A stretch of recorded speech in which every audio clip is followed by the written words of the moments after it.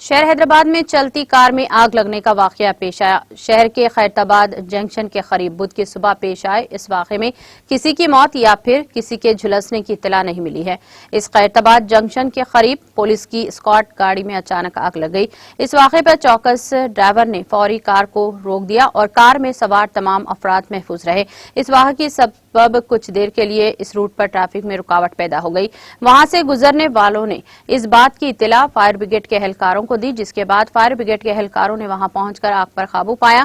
تاہم تب تک یہ کار جل کر مکمل طور پر خاکستر ہو گئی تھی۔ سمجھا جاتا ہے کہ شارٹ سرکٹ آگ لگنے کی وجہ ہے۔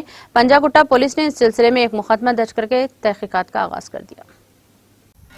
ناظرین، ہمارے ٹی ٹی وی نیوز کو سبسکرائب کریے، بیل آئیکن کو پریس کریے، شیئر کریے اور لائک کرنا نہ بھولیں۔ اور کسی ایڈورٹائزمنٹ سے متعلق جانکاری کے لیے ہمارے اس نمبر پر کانٹیکٹ کیجیے۔